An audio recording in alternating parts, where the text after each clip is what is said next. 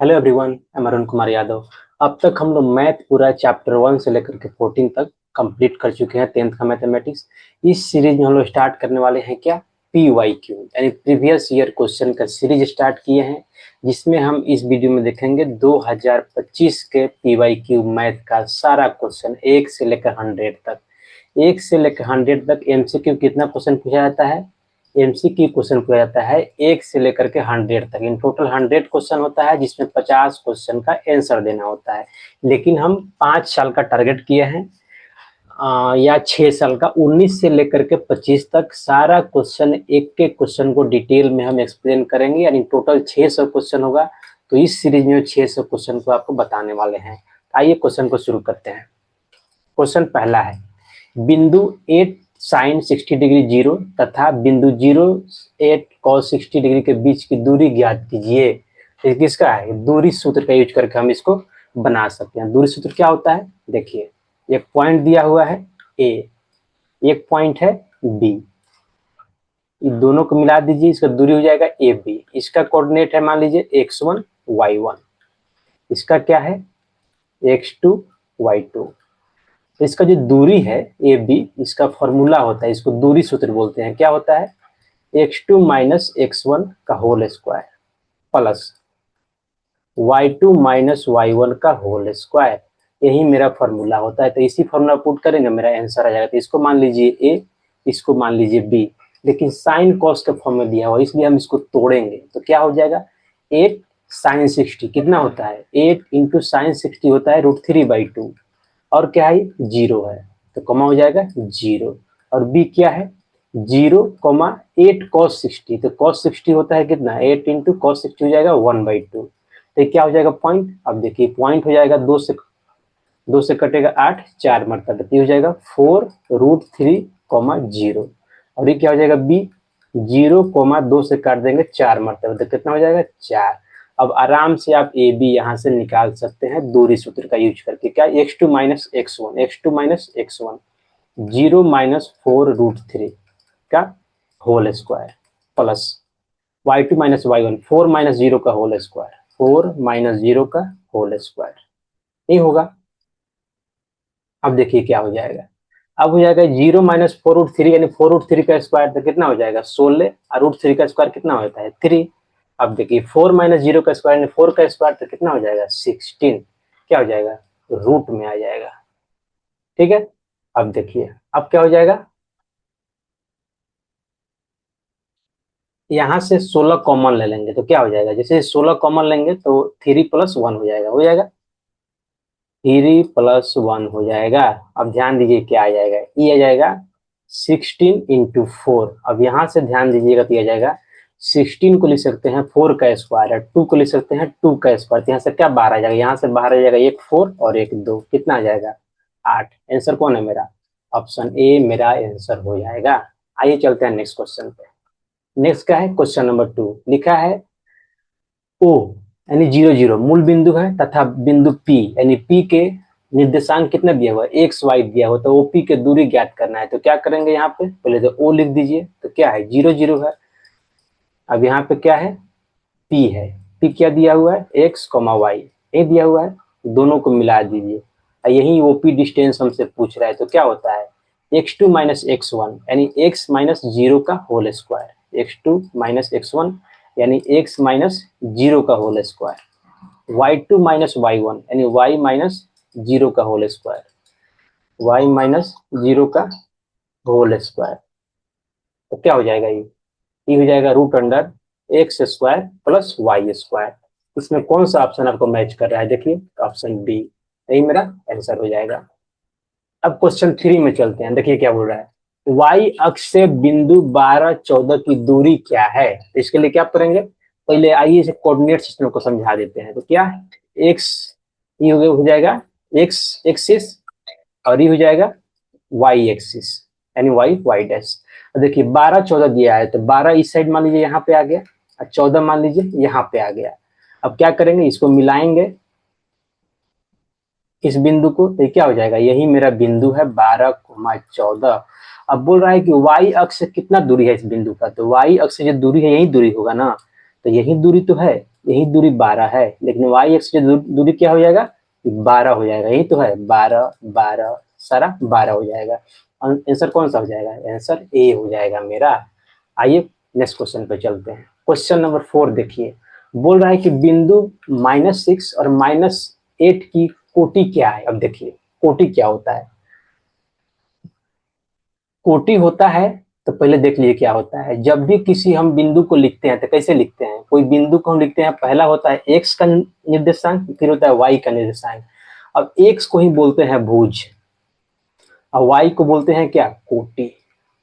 ठीक है, तो यहाँ पे भुज क्या है -6 और कोटि क्या है -8, तो बोल रहा है कोटि क्या है, तो कोटि -8, यही मेरा आंसर हो जाएगा। याद रखिएगा ये वाला कंसेप्ट बहुत इंपॉर्टेंट है कि भुज और कोटि किसको बोलते हैं, एक नंबर क्वेश्चन इसमें आना निश्चित रहता है। आइए क्वेश्चन नंबर 5, बिंदु 3-4 किस पाद में स्थित है। आइए देख लेते हैं। ई मान लेते हैं, ई है एक्स और वाई, तो क्या है, इसको बोलते हैं फर्स्ट पाद, इसको बोलते हैं सेकेंड पाद, इसको बोलते हैं थर्ड पाद, इसको बोलते हैं फोर्थ पाद। ऐसे ही होता है, इधर होता है पॉजिटिव में वैल्यू होता है, इधर नेगेटिव में वैल्यू होता है। सिमिलरली इधर पॉजिटिव में वैल्यू होता है, इधर नेगेटिव में वैल्यू होता है। तो क्या बोल रहा है, 3-4 यानी एक्स में 3, तो मान लीजिए यहाँ पॉइंट है मेरा, एक्स में 3, वाई में -4, तो -4 मान लीजिए यहाँ है क्या, -4, तो यही मिला देंगे, तो यही मेरा क्या हो जाएगा, यही मेरा बिंदु हो जाएगा। तो ई वाला क्या हो जाएगा, ई वाला बिंदु हो जाएगा 3-4। कौन सा पाद है, देखिए फोर्थ पाद है, इसलिए मेरा आंसर कौन सा हो जाएगा, डी हो जाएगा। आइए नेक्स्ट देखते हैं। नेक्स्ट क्वेश्चन क्या है, निम्नलिखित में कौन सा बिंदु द्वितीय चतुर्थांश में है। तो आइए देख लेते हैं। ई एक्स हो गया और ये वाई हो गया। ए कहाँ पे लाई करेगा, 3-2, तो इधर तो पॉजिटिव होता है हमेशा, 2, तो इधर इधर भी पॉजिटिव होता है, लेकिन इधर एक्स में नेगेटिव होता है, वाई में भी इधर नेगेटिव होता है, ये तो जानते ही हैं। अब देखिए 3-2 कितना हो जाएगा, तो 3 मतलब एक्स मान लीजिए यहाँ हो गया, और 2 मतलब वाई में पॉजिटिव मान लीजिए यहाँ आ गया, तो इसको मिलाइएगा तो कहाँ आ जाएगा, ये पॉइंट यहाँ पे ए यहाँ पे लाई करेगा क्या, 3,2। क्या है, फर्स्ट चतुर्थांश है। ये क्या है, ये दूसरा चतुर्थांश है, ये तीसरा है और ये चौथा। हमसे पूछ क्या रहा है, दूसरा में कौन लाई करेगा, तो ये तो पहला में लाई किया ए, तो मेरा ए आंसर नहीं होगा। आइए बी देखते हैं। बी कितना है, -3-2 है, यानी एक्स में -3, तो मान लेते हैं यहाँ है -3, वाई में 2 है, तो मान लेते हैं यहाँ पे है, ये दोनों बिंदु को मिला देंगे, ये क्या हो जाएगा, यही मेरा बी बिंदु हो जाएगा। यानी -3-2 ये कौन सा है, ये सेकेंड चतुर्थांश है, तो यही तो पूछ रहा है, तो आंसर मेरा बी हो जाएगा। तो आगे अब चेक करने का नीड नहीं है, ऐसे ध्यान दीजिएगा। तो सी जो है कहाँ लाई करेगा, सी आपका फोर्थ में लाई करेगा, डी कहाँ लाई करेगा, डी आपका थर्ड में लाई करेगा।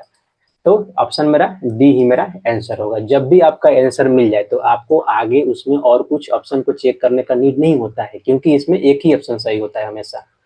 आइए क्वेश्चन नंबर 7 देखते हैं। देखिए बिंदुओं 4-4 और -4 को मिलाने वाले रेखाखंड के मध्य बिंदु के निर्देशांक ज्ञात कीजिए। तो क्या होता है मध्य बिंदु का निर्देशांक, आइए देख लेते हैं। ये मानिए हो गया बी, सॉरी यहाँ पे ए और वहां बी से कोऑर्डिनेट क्या मान लेते हैं, x1 और y1। इसका क्या मान लेते हैं, x2 और y2। इसका मध्य बिंदु मान लेते हैं p है, ठीक है। अब p के कोऑर्डिनेट x और y है, अभी दोनों बराबर है, तो p को कैसे लिखते हैं, तो हम p को ऐसे लिखते हैं, ये फॉर्मूला है याद रखिए। कैसे लिखते हैं, देखिए x1 + x2 divide by 2, y1 + y2 divide by 2, यही फॉर्मूला होता है। तो मध्य बिंदु का निर्देशांक यहाँ पे पूछ रहा है, तो यहाँ पे x1 + x2 कितना हो जाएगा, p x y यहाँ पे लिखते हैं, x1 + x2 4 + -4 यही होगा, 4 + -4 डिवाइड बाई 2, ये हो जाएगा x, तो क्या हो जाएगा, ये हो जाएगा 0 हो जाएगा। देखिए कितना 0/2 हो जाएगा, तो कितना हो जाएगा 0, तो ये मेरा x आ गया 0। x 0 किस में है, b में है और c में है, तो दो ऑप्शन तो मेरा ऐसे ही हट गया, a और d।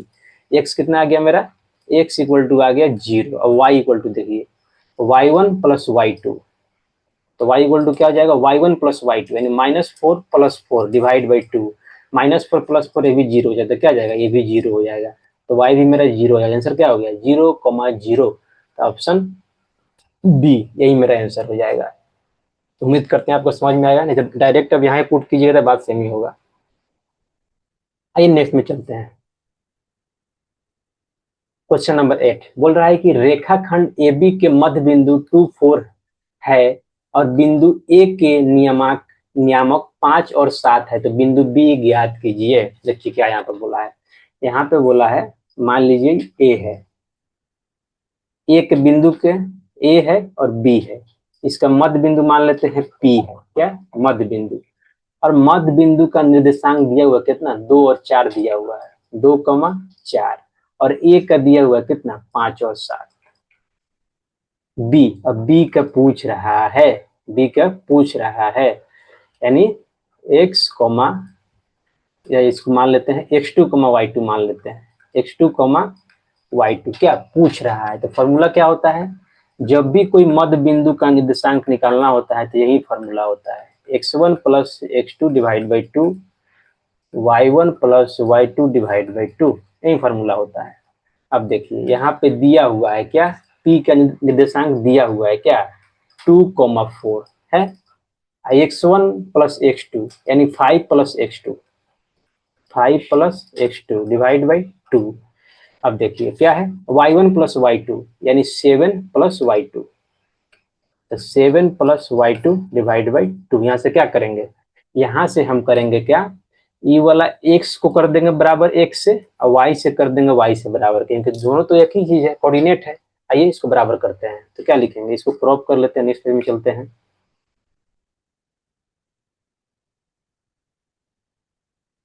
देखिए क्या करेंगे, तो x और y के कोऑर्डिनेट को बराबर करेंगे, तो पहला क्या 2 इक्वल टू इतना हो जाएगा, यानी 2 equal to 5 plus x2 divide by 2। दूसरा क्या करेंगे, y के कोऑर्डिनेट को बराबर करेंगे, यानी y यानी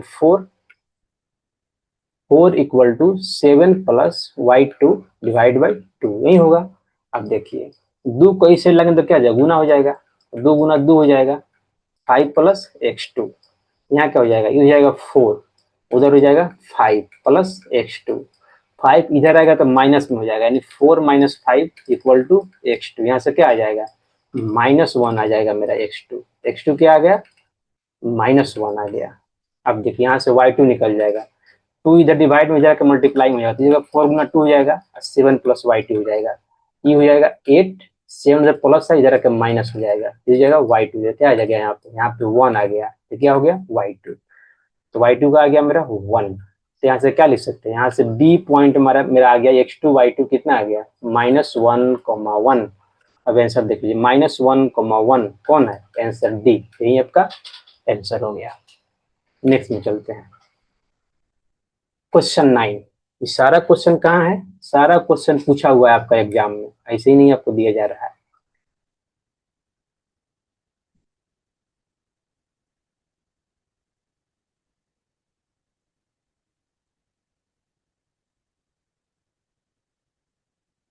आइए क्या बोल रहा है क्वेश्चन, किसी वृत्त के व्यास के 2 सिरों के निर्देशांक इतना है, तो वृत्त के केंद्र का निर्देशांक बताइए।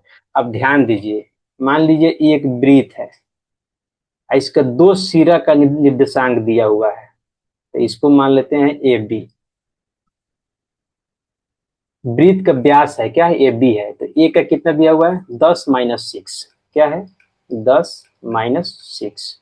अब बी क्या है, बी है -6 10, -6, 10, और यहाँ पे क्या होता है, यहाँ पे केंद्र होता है यानी सी होता है, तो सी का निर्देशांक हमसे पूछ रहा है, तो ध्यान दीजिएगा ये भी आर होता है ये भी आर होता है, यानी दोनों बराबर हो जाता है, यानी सी क्या कर रहा है, सी ए बी को 2 बराबर भागों में बांट रहा है, तो सी का निर्देशांक क्या होगा, तो सी का निर्देशांक आपका हो जाएगा, जो सी होगा एक्स वाई, क्या हो जाएगा सी का निर्देशांक होगा x1 plus x2 divide by 2, यानी 10 प्लस -6 डिवाइड बाई 2, और y1 प्लस y2 यानी -6 प्लस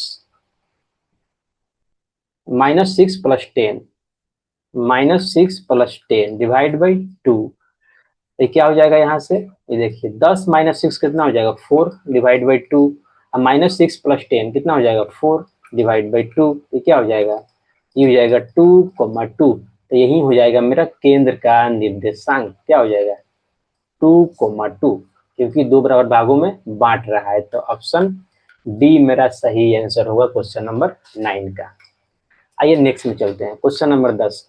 किसी त्रिभुज के शीर्षों का निर्देशांक इतना है तो त्रिभुज के केंद्रक के निर्देशांक ज्ञात कीजिए।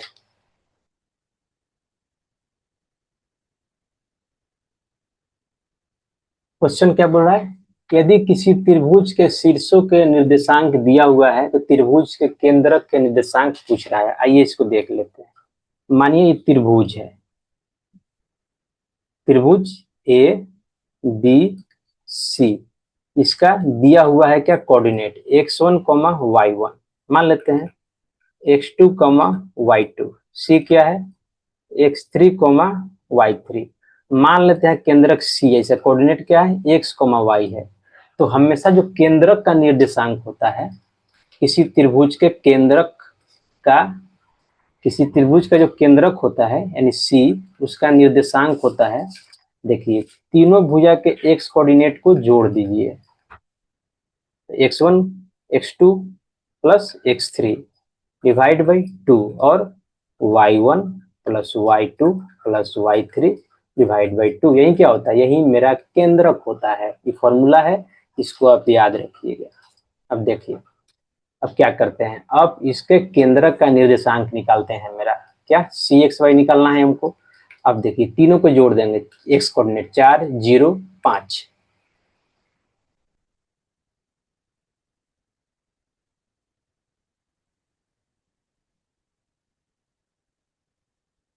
माई मिस्टेक, थोड़ा सा यहाँ मिस्टेक हो गया। क्या होता है यहाँ पे 2 नहीं 3 होता है। क्या होता है 3 होता है। क्या होता है 3 होता है डिवाइड में। ओके, तब केंद्रक जो है सी एक्स वाई, इसका निर्देशांक क्या होगा, इसका एक्स कोऑर्डिनेट तीनों का जोड़ यानी 4 + 0 + 5, यानी 4 + 0 + 5 डिवाइड बाई 3, एक्स हो गया।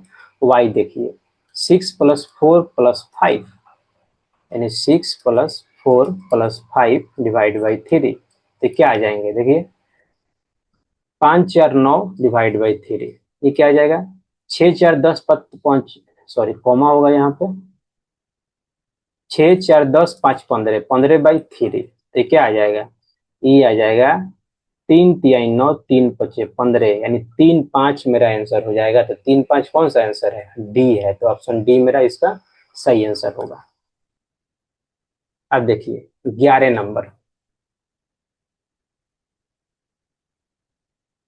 दिया है, यदि ए बी और सी किसी त्रिभुज के शीर्ष हैं तो ए बी सी का क्षेत्रफल वर्ग इकाई में ज्ञात कीजिए।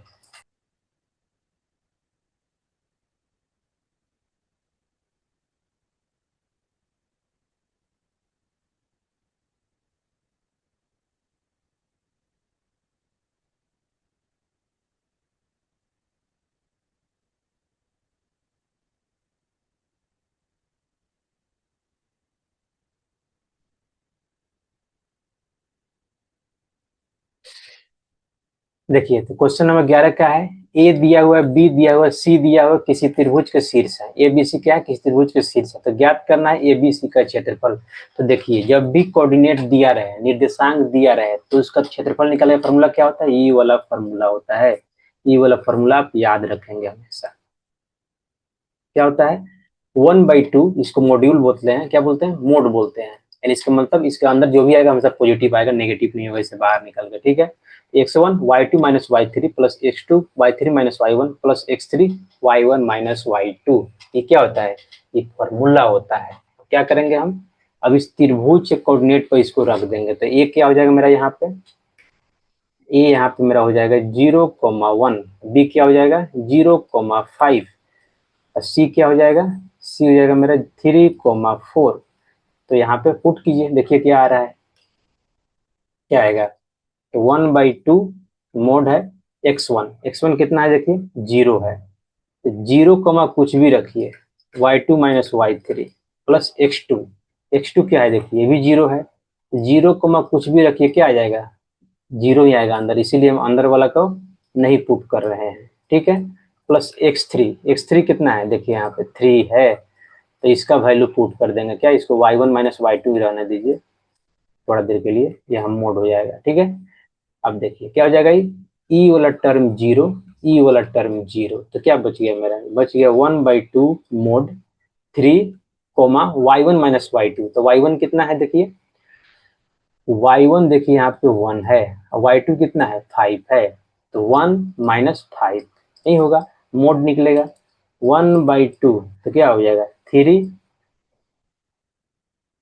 कोमा -4 यही होगा, y1 माइनस y2 3 माइनस 4, ये क्या हो जाएगा,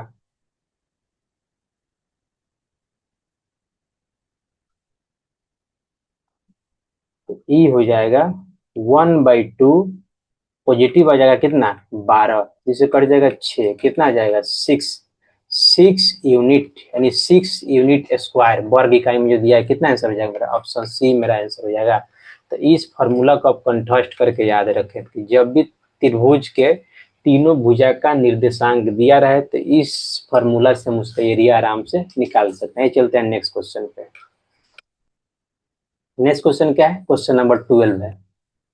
अब देखिए ten ten ten 23 1080 into 1067 degree का वैल्यू पूछ रहा है, तो इसमें क्या करेंगे, इसमें दो का पेयर बनाएंगे, अब पेयर बनाने से क्या होगा कट जाएगा,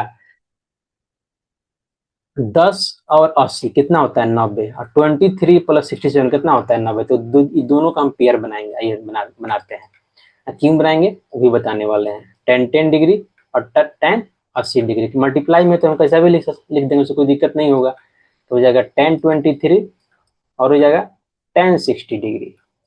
अब एक फॉर्मूला आप जानते होंगे, कौन सा फॉर्मूला लिखते हैं हम यहाँ पे,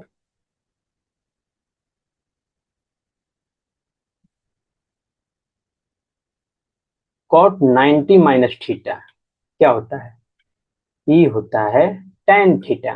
तो आप पढ़े ही होंगे, और नहीं पढ़े होंगे तो जाकर देखिए एक बार लेक्चर, ई फॉर्मूला होता है, तो इसी फॉर्मूला को हम लोग यूज करने वाले हैं यहाँ पे। देखिए क्या करेंगे, इस tan को क्या में कन्वर्ट करेंगे, हम कॉट में कन्वर्ट करेंगे, तो tan थीटा यानी कितना है 10 डिग्री है, तो कॉट 90 माइनस थीटा कर देंगे हम, तो क्या हो जाएगा, ये हो जाएगा कॉट 90 माइनस थीटा यानी 90 माइनस 10 डिग्री हो गया, और 1080 तो है ही 1080।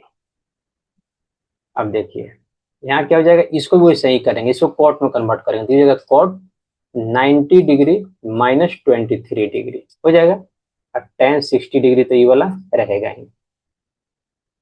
अब देखिए क्या हो जाएगा, ये जो घट के कितना आ जाएगा 80 आ जाएगा, तो ये कॉट 80 हो जाएगा, और यहाँ पे क्या है 10 80 है, होता है। अब देखिए यहाँ पे हो जाएगा कॉट 67 डिग्री, और क्या हो जाएगा मल्टीप्लाई में 10 67 डिग्री, 67 है, आई थिंक 60 लिखा गया है, 67 डिग्री ओके। ये क्या हो जाएगा, आप ध्यान दीजिएगा, एक और फॉर्मूला आपको हम बताए होंगे, कौन सा फॉर्मूला देखिए, बहुत बेसिक है, tan थीटा इक्वल टू होता है 1/cot थीटा, होता है tan cot एक दूसरे के अपोजिट होते हैं।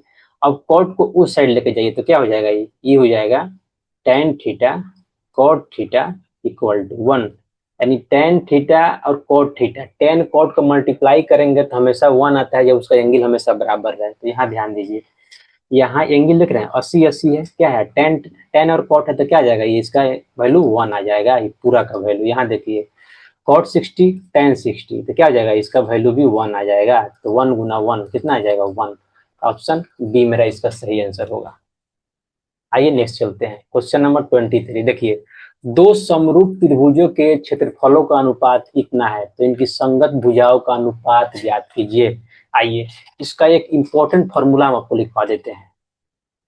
मानिए त्रिभुज 1 समरूप है, त्रिभुज 2 के, तो जो एरिया ऑफ त्रिभुज 1 होगा इसका जो रेशियो होगा, और एरिया ऑफ त्रिभुज 2 होगा इसका जो रेशियो होगा, इसका जो संगत भुजा होगा, संगत भुजा क्या होगा, मान लीजिए भुजा 1 डिवाइड बाई भुजा 2 क्या होता है, ये हमेशा स्क्वायर में होता है, इसका स्क्वायर होता है, इसको ध्यान दीजिएगा। ये क्या है, बहुत ही इंपॉर्टेंट फॉर्मूला है। जब दो त्रिभुज समरूप होते हैं तो ये इनके भुजा और संगत भुजा और एरिया में रेशियो होता है, यानी रिलेशन होता है। आइए अब देखते हैं, अब क्या देखते हैं। तो इसमें क्षेत्रफलों का अनुपात दिया हुआ है, क्षेत्रफल ही है, यहाँ से लिख दीजिए क्या है दिया हुआ है, 100/144 दिया हुआ है। तो पूछ रहा है संगत भुजाओं का अनुपात ज्ञात कीजिए। तो मान लीजिए भुजा 1 को हम A1 मान लेते हैं, अब B1 मान लेते हैं, क्या है स्क्वायर में है।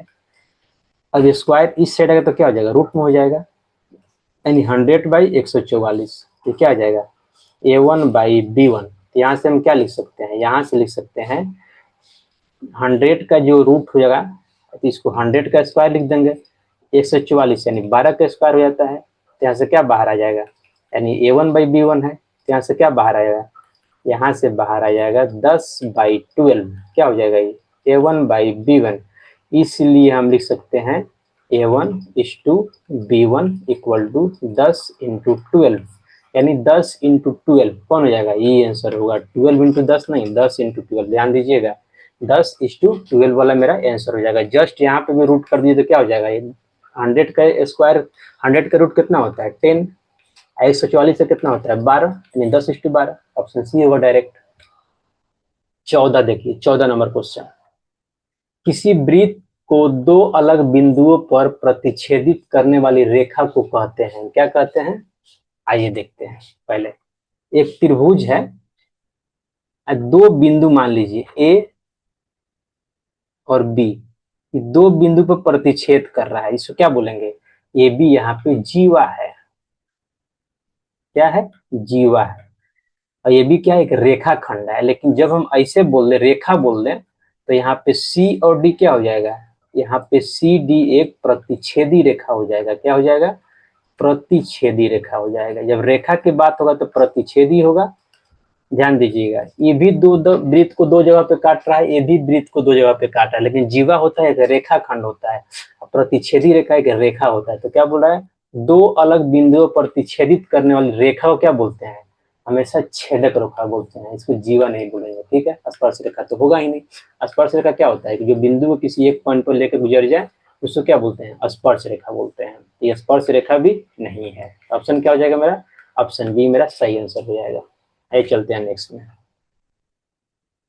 देखिए दिया हुआ है, दो समरूप त्रिभुजों की संगत भुजाएं इतना इतना अनुपात में है, 4:9 अनुपात में है। तो इनके त्रिभुज के क्षेत्रफलों का अनुपात ज्ञात कीजिए। जस्ट इसको स्क्वायर कर दीजिए दोनों को, क्या हो जाएगा, 16 9 9 81। तो 16:81 ऑप्शन बी हो जाएगा। क्यों, क्योंकि फॉर्मूला बताए हुए हैं। त्रिभुज 1 यदि समरूप है त्रिभुज 2 के, तो जो इसका एरिया होगा त्रिभुज 1 का डिवाइड बाई एरिया ऑफ त्रिभुज 2, तो क्या हो जाएगा, हमेशा इसका संगत भुजा का स्क्वायर होता है, यही इसका रिलेशन होता है, भुजा 1 भुजा 2 संगत भुजा क्या होता है, ई वाला रिलेशन होता है। ये क्या होता है, इसी पे हम रख के क्या किए, निकाल दिए। भुजा दिया हुआ है हमको, इसी का निकालना है। कैसे निकालिएगा इसको, देखिए एरिया Δ1 डिवाइड बाई एरिया Δ2।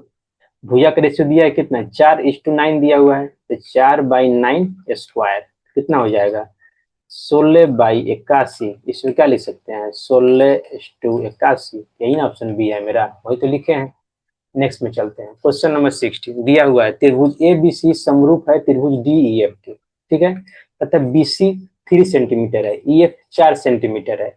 यदि त्रिभुज ए बी सी का क्षेत्रफल 54 सेंटीमीटर स्क्वायर है, तो डी ई एफ का क्षेत्रफल निकालिए। जस्ट सेम फॉर्मूला पे भी अभी क्वेश्चन है, कौन है, यहाँ दिया हुआ है त्रिभुज 1 समरूप है त्रिभुज 2 से, तो क्या होता है, एरिया ऑफ त्रिभुज 1 डिवाइड बाई एरिया ऑफ त्रिभुज 2 क्या होता है, ये होता है भुजा 1, यानी त्रिभुज पहला के भुजा 1 डिवाइड बाई त्रिभुज दूसरा के भुजा 1 क्या हो जाएगा, भुजा 1 भुजा 2 निसंगत भुजा होता है का स्क्वायर होता है। ये क्या होता है, मेरा फॉर्मूला होता है।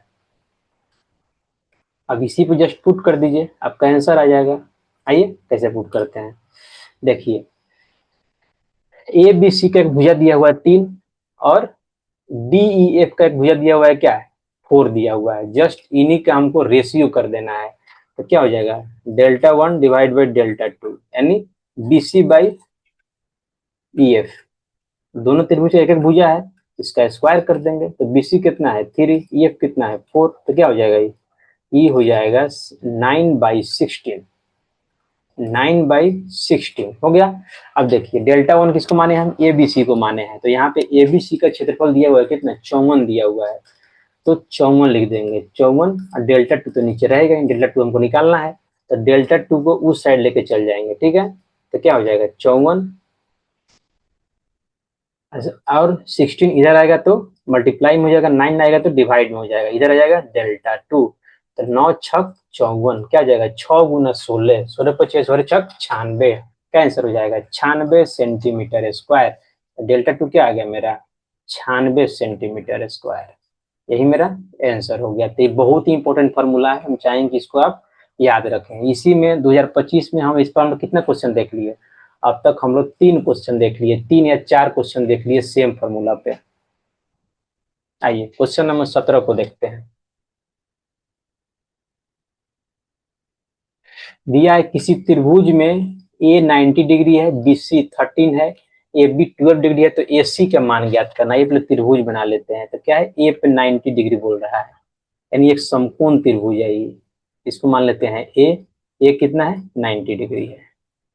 ए बी सी एक त्रिभुज है, बी सी 13 सेंटीमीटर है, बी सी यानी ई वाला 13 सेंटीमीटर, क्या है एच है, हाइपोटेनस है। A B 12 centimetre, A B कितना है 12 सेंटीमीटर, इसको पी मान लेते हैं।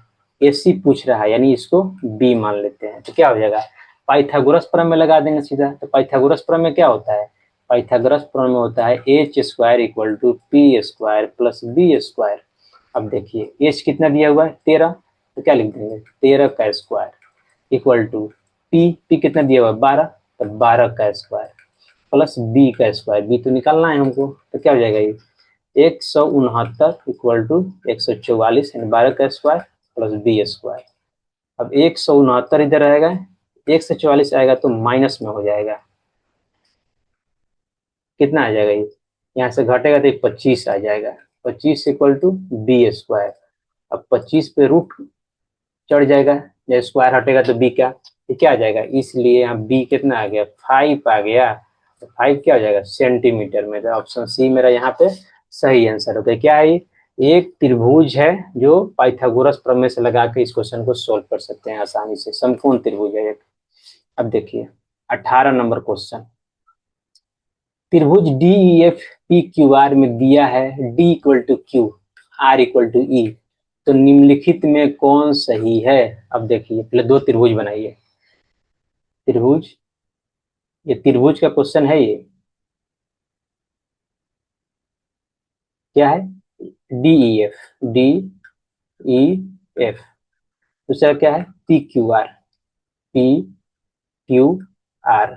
अब बोल क्या रहा है इसमें डी इक्वल टू क्यू है, यानी डी इक्वल टू क्यू है, ओके। आर इक्वल टू ई है, आर आर इक्वल टू ई है, यानी ये दोनों बराबर हो गया, आर इक्वल टू ई हो गया। तो अब पूछ रहा है कौन सा सही है, तो पढ़े हुए होइएगा क्या एंगल एंगल कसौटी। जब एंगल एंगल कसौटी क्या होता है, जब किसी त्रिभुज का या एंगल एंगल समरूपता की कसौटी, जब किसी दो त्रिभुज का दो एंगल आपस में बराबर होते हैं तो दोनों त्रिभुज क्या होते हैं, दोनों त्रिभुज आपस में समरूप हो जाते हैं। जैसे ही समरूप होंगे तो क्या हो जाएंगे उनके तीनों कोण आपस में बराबर हो जाएंगे। तो दो बराबर हुआ, इसी के साथ क्या हो जाएगा तीसरा भी बराबर हो जाएगा, क्यों क्योंकि ये समरूप हो जाएंगे, यानी P इक्वल टू क्या हो जाएगा F हो जाएगा। तो P इक्वल टू F देखिए कहाँ है P इक्वल टू F, यानी ऑप्शन ए मेरा सही आंसर हो जाएगा। तो इस समरूपता पे ही क्वेश्चन है, ठीक है। नेक्स्ट में चलते हैं। A B C D E F इस प्रकार है कि, आइए पहले त्रिभुज बना लेते हैं। त्रिभुज अच्छे से मेरा बन नहीं रहा है, लेकिन फिर भी माफ कीजिएगा। तो क्या है, ए बी सी और क्या है, डी ई एफ। क्या दिया है इसमें, इसमें दिया है A B by D E, A B यानी ई, ई वाला बाई डी ई वाला भुजा, और B C by E F, B C by E F equal to है C A by D F, C A by D F. तो क्या होगा, और कोण ए दिया है 40 डिग्री, कोण ए कितना दिया हुआ है, 40 डिग्री दिया हुआ है। तो जैसे ही ध्यान दीजिए, जैसे ही ये तीनों भुजाएं समानुपाती हो, इसका मतलब क्या होगा, त्रिभुज ए बी सी जो है, ए बी सी समरूप है त्रिभुज डी ई एफ के। ये तो कंफर्म हो गया। अब देखिए ए दिया हुआ है 40 डिग्री और बी दिया हुआ है 80 डिग्री, यानी बी कौन सा, बी दिया हुआ है 80 डिग्री। तो पूछ क्या रहा है, एफ की माप पूछ रहा है। तो ध्यान दीजिएगा एक चीज, यहाँ पे ए 40 डिग्री है तो यहाँ पे डी भी कितना हो जाएगा, 40 डिग्री हो जाएगा। बी 80 डिग्री है तो क्या हो जाएगा, जैसे ही बी 80 डिग्री होगा तो यहाँ पे ई भी 80 डिग्री हो जाएगा। हमसे पूछ क्या रहा है, हमसे एफ का मान पूछ रहा है। तो सी इक्वल टू क्या होगा, एफ होगा। तो सी कितना आएगा, तो एक त्रिभुज के तीनों भुजाओं का योग कितना होता है, 80 डिग्री होता है। तो क्या लिख देंगे, C plus 40 plus 80, 40 degree plus 80 degree कितना हो जाएगा, 180 हो जाएगा। यहाँ से ध्यान दीजिए, सी प्लस क्या लिख देंगे, 80 प्लस 40 120 होता है, इक्वल टू 180 डिग्री। अब इधर सी है, 120 जाकर उधर घट जाएगा, यानी 180 डिग्री माइनस 120 डिग्री कितना आ गया, 60 डिग्री आ गया। जैसे ही सी 60 आया, यही तो एफ है, सी इक्वल टू एफ है। तो C equal to F, F equal to कितना आ गया, 60 डिग्री आ गया। तो 60 डिग्री है कहीं पे, तो ऑप्शन सी मेरा सही आंसर होगा। ये भी क्या है, त्रिभुज का क्वेश्चन है, यानी समरूपता का क्वेश्चन है। समरूप पे क्वेश्चन को सोल्व कर सकते हैं। अब ये 20 बोल रहा है, दो प्रतिच्छेदी वृत्तों की उभयनिष्ठ स्पर्श रेखाएं क्या हो सकती है। अब दो प्रतिच्छेदी वृत्त का मतलब क्या होगा, ऐसा त्रिभुज जो एक दूसरे को काट रहे हो, प्रतिच्छेदी हो गया। एक त्रिभुज ऐसा है और एक त्रिभुज ऐसा है, ठीक है। अब दोनों लग नहीं रहा है कि ये, सॉरी त्रिभुज नहीं वृत्त है। तो ये मानिए वृत्त 1 हो गया, C1 हो गया, C2 हो गया, प्रतिच्छेद कर रहे हैं यहाँ पे, एक इस पॉइंट पे और एक इस पॉइंट पे। अब बोल रहा है कि इसका कॉमन स्पर्श रेखा कितना हो सकता है। तो स्पर्श रेखा का मतलब होता है जो किसी वृत्त को एक बिंदु पे काटे। अब कॉमन मतलब कि दोनों पे जो स्पर्श रेखा होते हैं, एक एक यहाँ पे ये तो स्पर्श रेखा हो ही नहीं रहा है, लेट मी टेक द, या तो मान लीजिए एक ई वाला हो जाएगा, ई वाला तो नहीं होगा, एक ई वाला हो जाएगा, ठीक है। एक यहाँ होगा जो उभयनिष्ठ है दोनों में, एक यहाँ हो जाएगा, दोनों में उभयनिष्ठ है। तो कितना स्पर्श रेखा हो गया यहाँ पे, तो यहाँ ध्यान दीजिएगा, यहाँ पे केवल 2 स्पर्श रेखा हो गया। ये पहला स्पर्श रेखा L1, ये दूसरा स्पर्श रेखा L2। इसके अलावा ये देखिए दोनों में कॉमन है, यहाँ पे ए बी मान लेते हैं पहला के लिए, दूसरा के लिए मान लेते हैं पी क्यू। तो देखिए जो L1 है, ए और पी यानी दोनों वृत्त को 2 पॉइंट पे काट रहा है, तो ये कॉमन है, क्या उभयनिष्ठ है। तो ऐसा कितना हो गया, ऐसा 2 ही पॉसिबल है। तो 2 प्रतिच्छेदी वृत्तों की उभयनिष्ठ स्पर्श रेखा कितना हो सकता है, हमेशा 2 हो सकता है। इसको नोट में भी आप लिख दीजिएगा, याद कर लीजिएगा कि 2 प्रतिच्छेदी वृत्तों की उभयनिष्ठ जो स्पर्श रेखा होंगी वो 2 ही होंगी। आइए 21, किसी बाह्य बिंदु से P से वृत्त पर PA और PB 2 स्पर्श रेखाएं खींची गई है। यदि PA 8 सेंटीमीटर, PB कितना हो जाएगा, ये भी 8 सेंटीमीटर हो जाएगा। क्यों, क्योंकि तो प्रमेय ही होता है। प्रमेय क्या होता है, ये एक वृत्त है।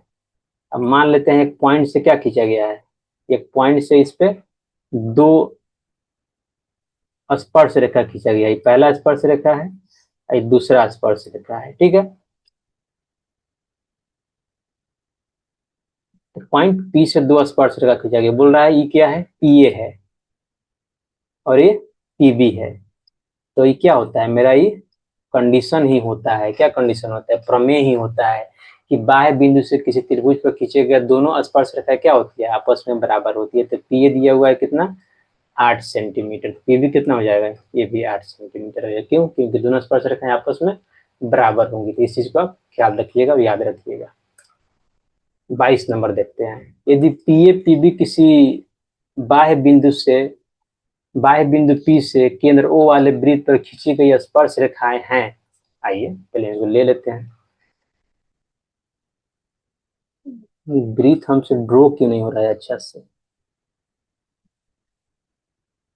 मान लेते हैं दो स्पर्श रेखाएं हैं, एक पहला है, एक दूसरा है। ठीक है, और क्या है बिंदु, P है बिंदु। वो P से क्या है, और केंद्र इसका O है। ध्यान दीजिएगा क्या बोल रहा है, पी ए और पी बी। तो ई हो गया ए, ई हो गया B. P A P B, A P B, E वाला कितना दिया है, ई वाला दिया हुआ है 80 डिग्री। तो पूछ रहा है पी ओ ए, पी ओ ए कितना होगा, ये इसको ड्रॉ कर लेते हैं। पी ओ ए पूछ रहा है, यानी ई वाला एंगल पूछ रहा है। पी ओ ए क्या पूछ रहा है, पी ओ ए पूछ रहा है।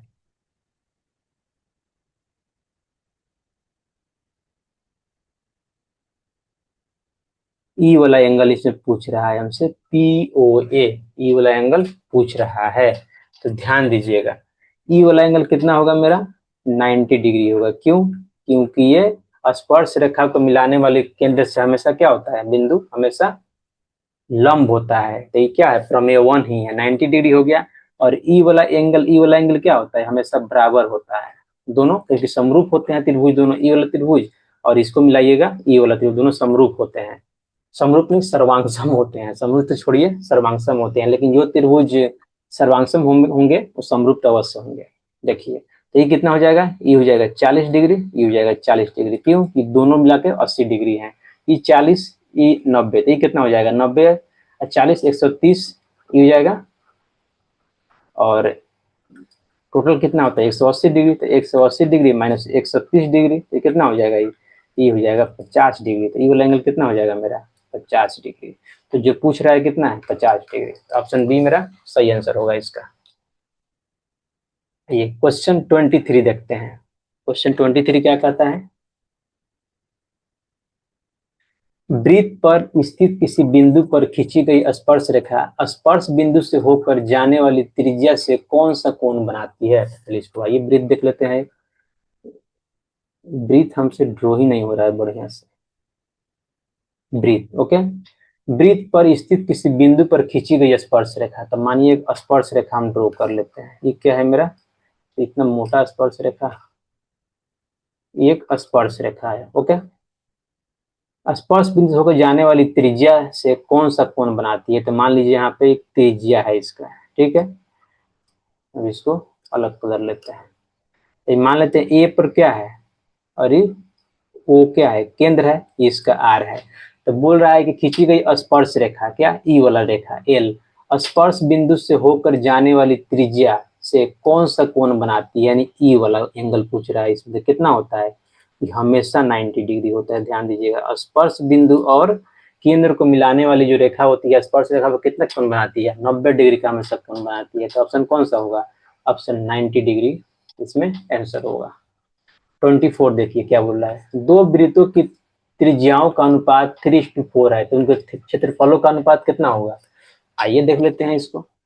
सेम इसे कंसेप्ट यूज होगा। मान लीजिए कि वृत्त 1 है, तो वृत्त 1 का क्षेत्रफल डिवाइड बाई वृत्त 2 का क्षेत्रफल क्या हो जाएगा, पाई r1² बाई पाई r2²। नहीं होगा ना, पाई पाई कट जाएगा तो क्या बच जाएगा, r1² बाई r2²।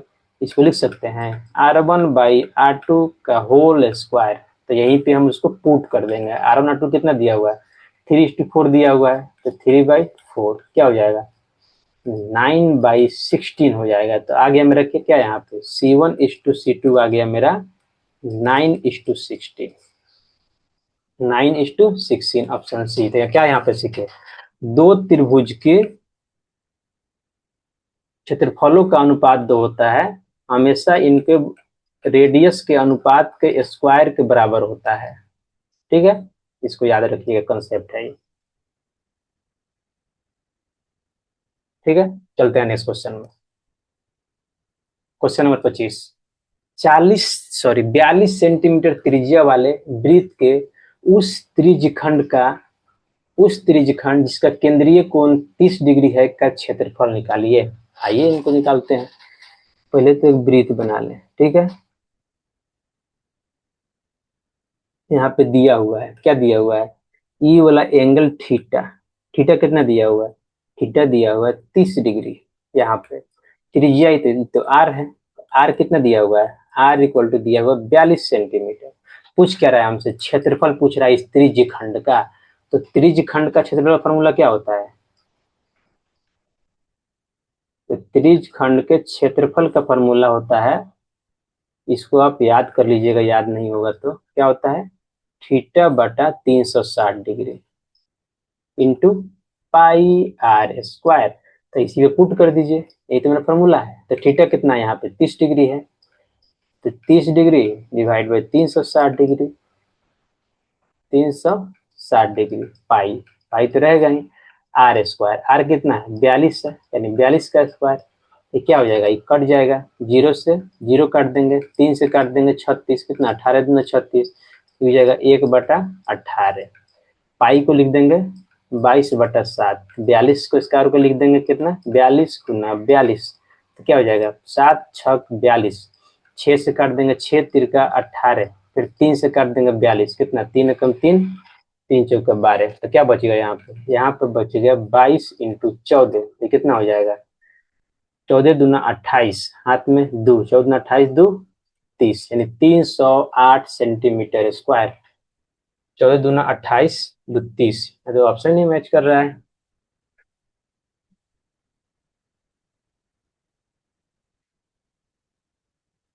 कोण 30 डिग्री है का क्षेत्रफल याद कीजिए। सॉरी सॉरी सॉरी, थोड़ा सा मिस्टेक हुआ कैलकुलेशन में हमसे, या फिर से करते हैं।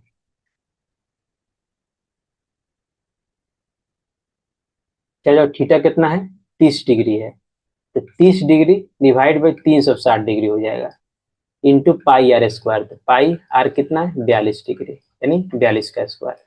तो जीरो से जीरो कटेगा और 3 से कट जाएगा, कितना है 3 से कट 3 एकम 3, 3 दूना 6, एक यानी 12 मरतबे कटेगा, हम इससे पहले गलती काट दिए थे।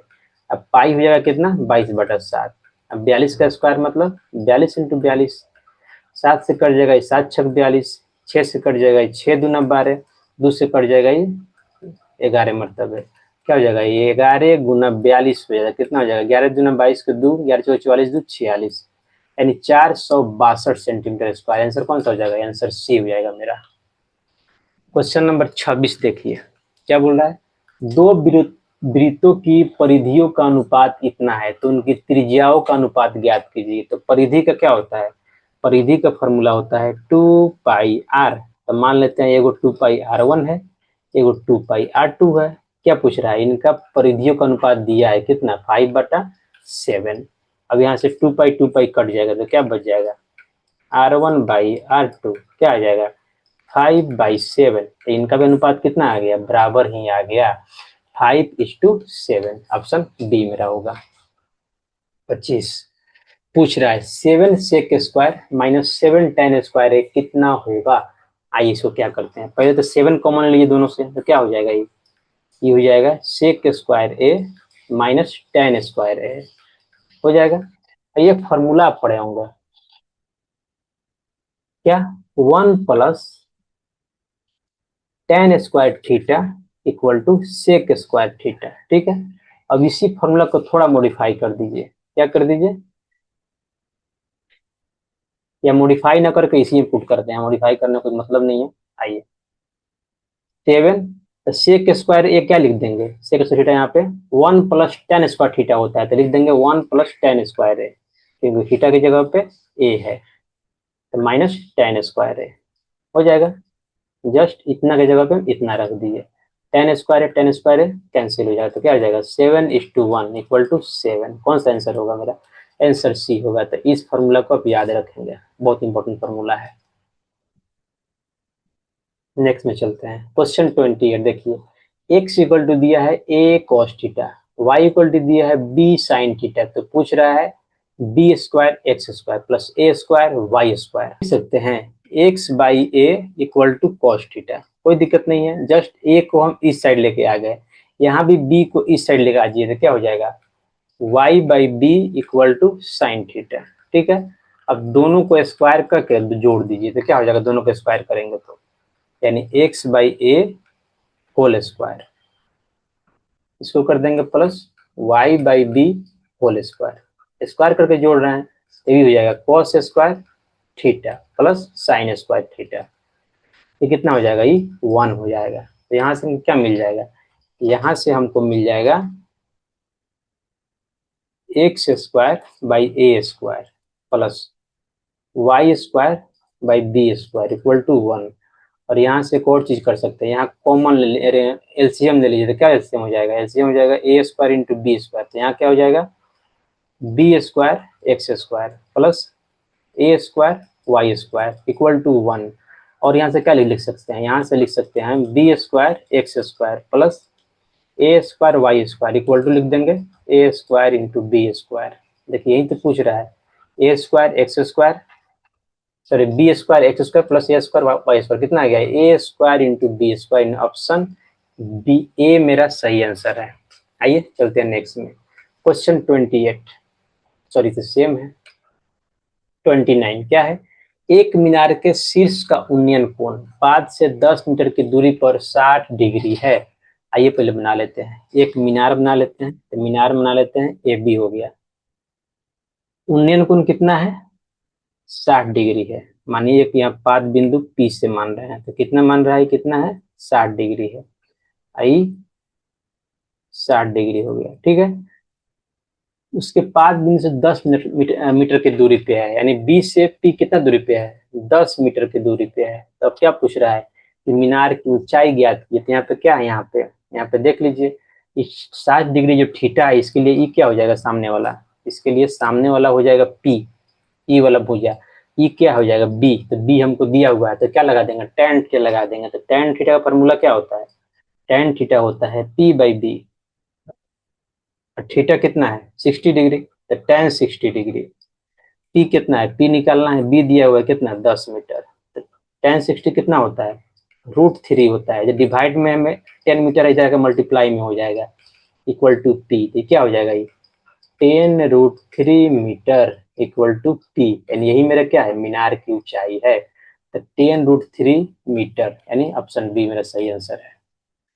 30 देख लीजिए, एक पतंग पृथ्वी से 30 मीटर की ऊंचाई पर है और इसकी डोर पृथ्वी से 60 डिग्री का कोण बनाती है, तो डोर की लंबाई ज्ञात कीजिए। आइए क्या करेंगे, वही एक पतंग पृथ्वी से 30 मीटर की ऊंचाई पे है, तो मानिए यहाँ पे क्या है पतंग है, एक क्या है पतंग है,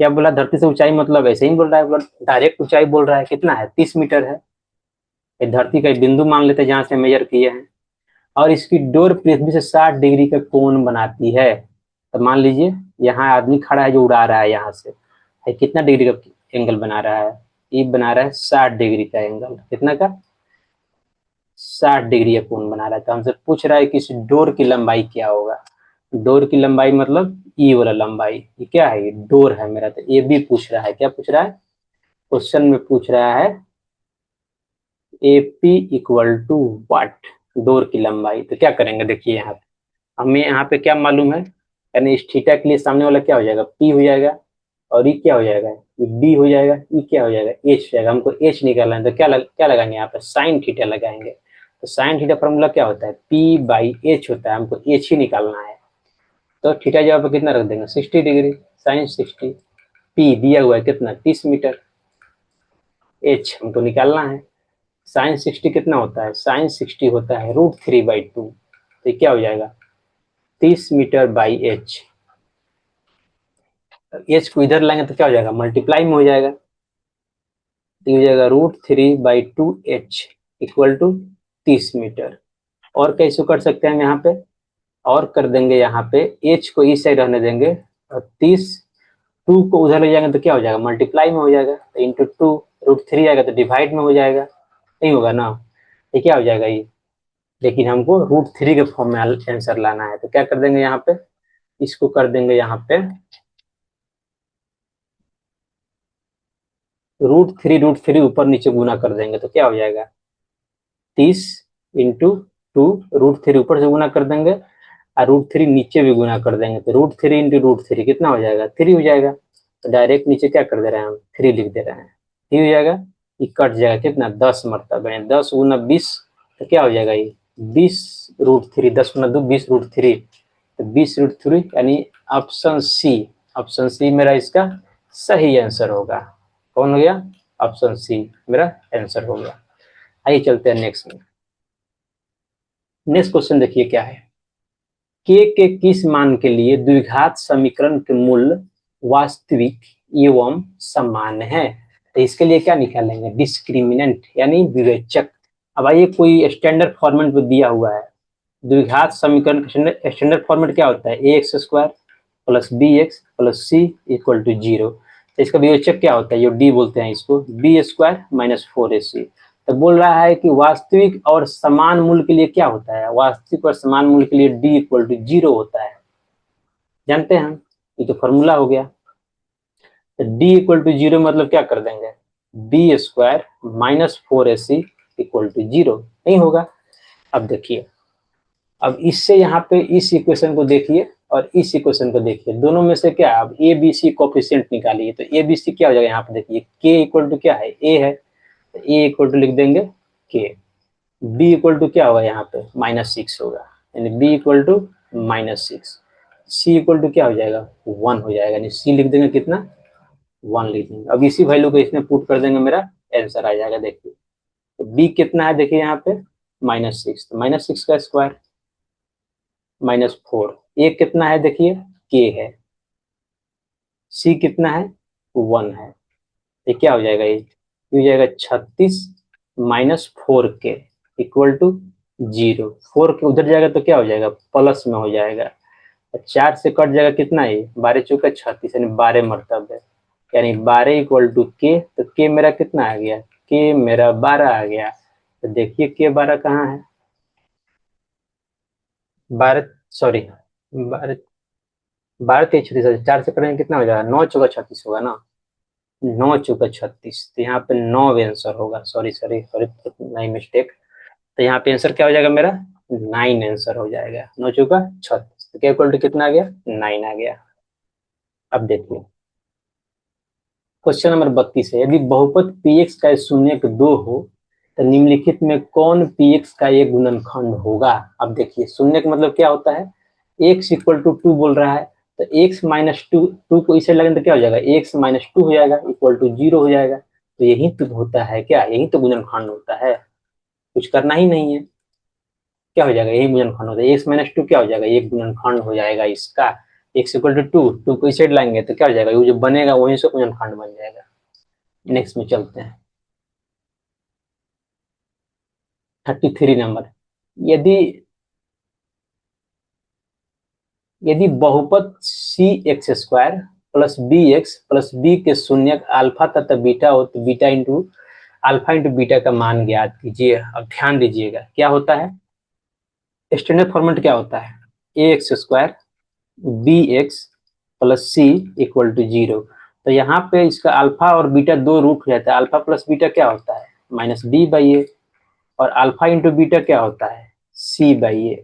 ध्यान दीजिएगा ये मेरा फॉर्मूला होता है, क्या स्टैंडर्ड फॉर्मेट होता है, लेकिन यहाँ पे जो दिया हुआ है स्टैंडर्ड फॉर्मेट में नहीं दिया होता, ये ध्यान दीजिए, यहाँ पे a = क्या हो जाएगा, a = मेरा यहाँ पे c हो जाएगा, अब b = क्या हो जाएगा b = a हो जाएगा, और c = क्या हो जाएगा c = हो जाएगा मेरा b हो जाएगा, c = b हो जाएगा, यहाँ पे a है, b = क्या है a है, b = a है, जस्ट अल्फा इंटू बीटा पूछ रहा था, alpha into beta beta put कर दीजिए, अल्फा इंटू बीटा क्या होता है c/a होता है, तो यहाँ पे c क्या है, c का वैल्यू b है, देखिए यहाँ पे तो b/a, a का वैल्यू क्या है c है, तो b/c, तो क्या आंसर हो जाएगा मेरा b/c, यानी ऑप्शन सी मेरा इसका सही आंसर होगा। आइए नेक्स्ट में चलते हैं 34 नंबर, क्या बोल रहा है, निम्नलिखित में से कौन द्विघात समीकरण है? द्विघात समीकरण होने के लिए क्या होता है? जब किसी समीकरण का जो पावर होता है, सबसे ज्यादा पावर उस समीकरण का 2 हो जाए घात, तो उसको क्या बोलते हैं? उसको बोलते हैं द्विघात समीकरण। आइए देखते हैं, 2 से कम हो 2 से ज्यादा हो तो द्विघात समीकरण नहीं है। आइए इसको देखते हैं पहला को।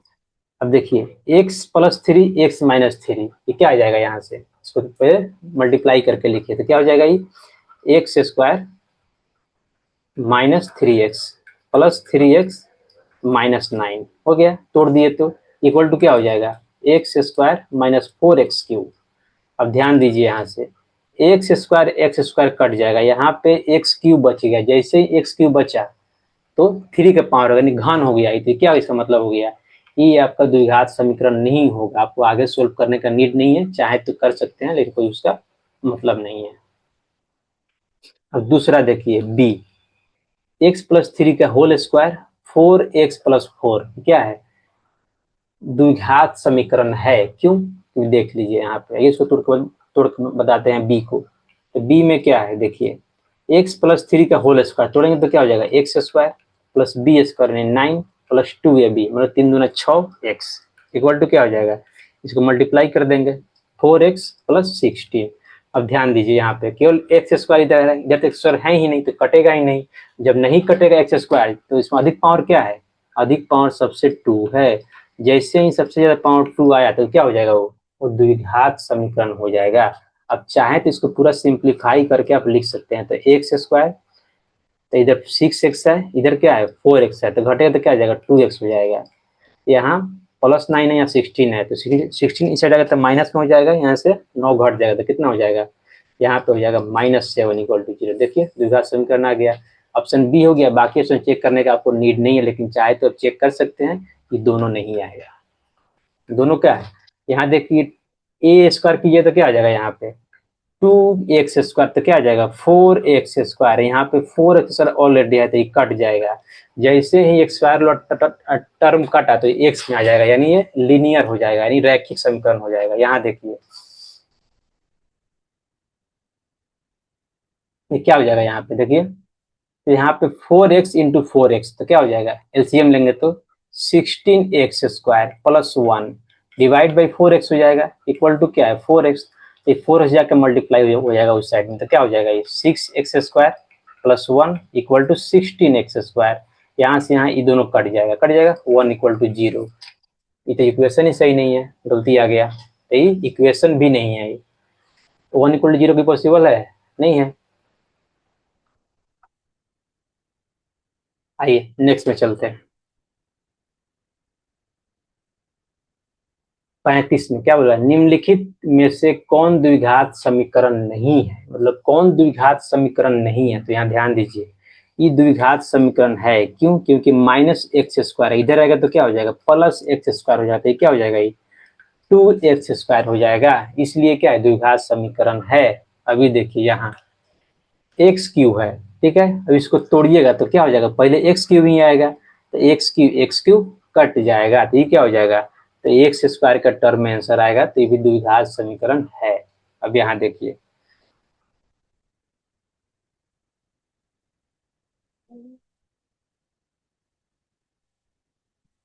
इसको तोड़िएगा तो क्या आ जाएगा? ये एक्स स्क्वायर आ जाएगा पहला में, और यहाँ थ्री एक्स स्क्वायर तो घटेगा तो कितना आ जाएगा? यहाँ पे टू एक्स स्क्वायर ऑलरेडी बचेगा, तो ये भी क्या है? ये भी द्विघात समीकरण है। अब यहाँ देखिए, अब इसको तुलना करेंगे तो क्या होगा? इसको तोड़ेंगे ए प्लस बी का होल स्क्वायर तो क्या हो जाएगा? Two X square plus B square यानी nine plus two A B यानी सिक्स रूट टू एक्स यही होगा equal to two X square plus five. यहाँ ध्यान दीजिए ये दोनों कट जाएगा, क्यों? क्योंकि बराबर है। अब टर्म क्या चीज में आ गया? एक्स में आ गया, यानी घात कितना है सबसे अधिक? इसका वन है, तो क्या होगा? ये द्विघात समीकरण नहीं होगा। तो यही मेरा आंसर है। क्या? डी मेरा क्या हो जाएगा? आंसर हो जाएगा। क्या हो जाएगा? डी मेरा आंसर हो जाएगा। आइए चलते हैं नेक्स्ट में। द्विघात समीकरण का विवेचक है, यानी विवेचक मतलब क्या होता है? विवेचक तो पहले द्विघात समीकरण स्टैंडर्ड फॉर्मेट में लिख दीजिए। कैसे लिखते हैं? Standard format x square D x plus C equal to 0। विवेचक क्या होता है, D equal to B square minus 4ac नहीं होता है।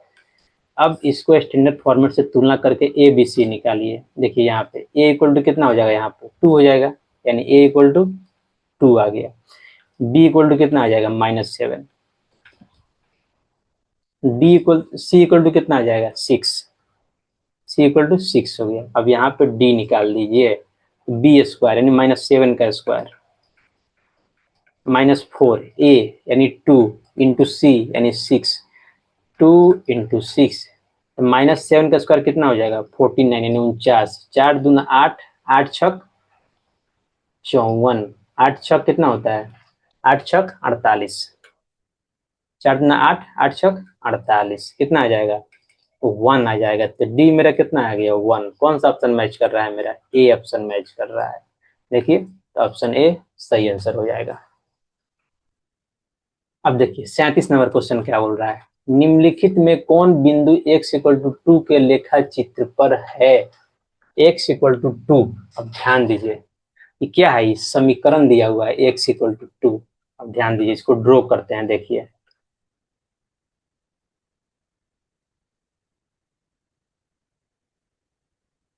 x इक्वल टू 2 यानी कहाँ, यहाँ, यहाँ क्या हो जाएगा, 2 हो जाएगा। अब ई वाला जो ग्राफ होगा इसी को बोलते हैं क्या, x इक्वल टू 2 का ग्राफ। क्या है, x इक्वल टू 2 का ग्राफ है। क्यों, देखिए अब इसको क्या बोलेंगे, लेखा चित्र पर आधारित, मतलब इसके जो ग्राफ है, रेखा है, ये जो ग्राफ खींचे हम ये वाला, इस पर लाई कर रहा है। तो कौन सा लाई करेगा इसमें, देखिए 2,0, 2 कहाँ हो जाएगा, x में 2 यहाँ, y 0 मतलब यहाँ पे,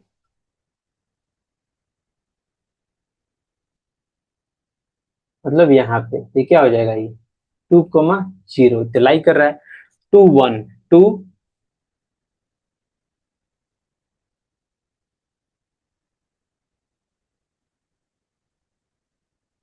2 1 2 y पे 1, y पे 1 यहाँ मान लीजिए कहाँ आ जाएगा, मान लीजिए यहाँ आ जाएगा। ये बी हो गया 2 2, तो मान लीजिए यहाँ आ जाएगा यानी सी। इनमें से सभी, तो कौन आंसर, देखिए यहाँ तीनों लाइक कर रहा है।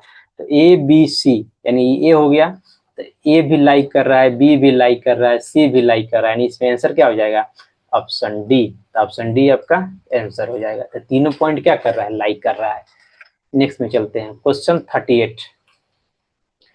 p plus 1 p plus 2 2p plus 1 4p minus 1 समांतर श्रेणी में है तो p का मान ज्ञात कीजिए। क्या करेंगे, इसका दो पद को घटाएंगे, यहाँ से d निकाल लेंगे, ये दोनों घटाएंगे और d निकाल लेंगे। और d क्या होता है, समान सार्वअंतर। सार्वअंतर क्या होता है, हमेशा बराबर होता है। तो पहला d निकाल लेंगे तो क्या हो जाएगा, 2p plus 1 minus p plus 1 यही होगा।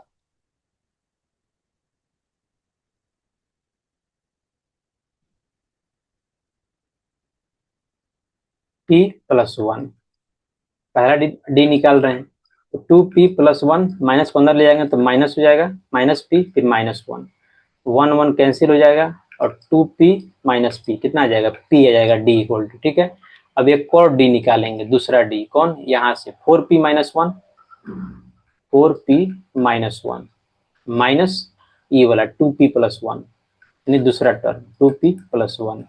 तो क्या आ जाएगा, यहाँ से आ जाएगा 4p minus 1 minus 2p minus 1। तो ये क्या हो जाएगा, 4p माइनस 2p क्या हो जाएगा, 2p माइनस 1 माइनस 1 यानी -2।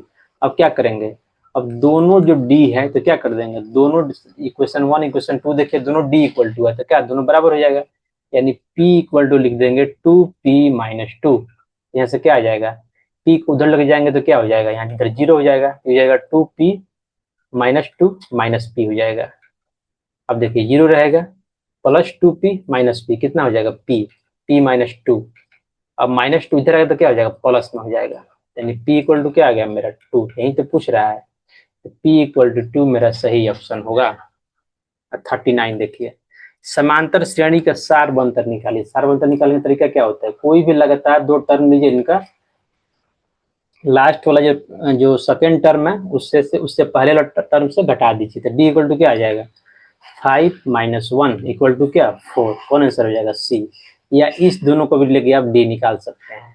उस दोनों लेकर निकालिए तो क्या हो जाएगा 9 माइनस 5 इक्वल टू 4। सबसे आंसर सही सही आता है सार्वंतर का। इसके लिए अब क्या कीजिएगा, आपको दो ही टर्म लेना है। जब भी बोले कि समांतर श्रेणी में है तो आपको 2 4 डी निकालने का नीड नहीं है, एक डी कहीं से निकालिए और आंसर पुट कर दीजिए। 40 देखिए समांतर श्रेणी दिया हुआ है, कौन सा पद 38 है, कौन सा पद। तो क्या करेंगे अब यहाँ पे एन का फॉर्मूला बोल रहा है, तो एन क्या होता है A plus N minus 1 into D. इसी पुट करेंगे मेरा क्या आ जाएगा आंसर आ जाएगा। अब देखिए एन मतलब 38, एन कितना दिया हुआ है 38, ए कितना है यहाँ पे 5, ए इक्वल टू क्या आ गया 5, डी कितना है देख लीजिए 8 माइनस 5 कर दीजिए तो डी आ जाएगा 8 माइनस 5 कितना हो जाएगा 3।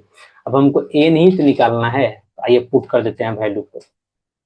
एन की जगह पे क्या रख देंगे 38, 38 equal to A equal to क्या हो जाएगा 5 plus N minus 1 into D, D कितना है 3,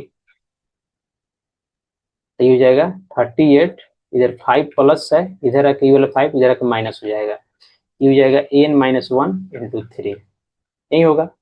ये घट कितना हो जाएगा 33 हो जाएगा, इक्वल टू क्या लिख देंगे एन माइनस 1 इंटू 3।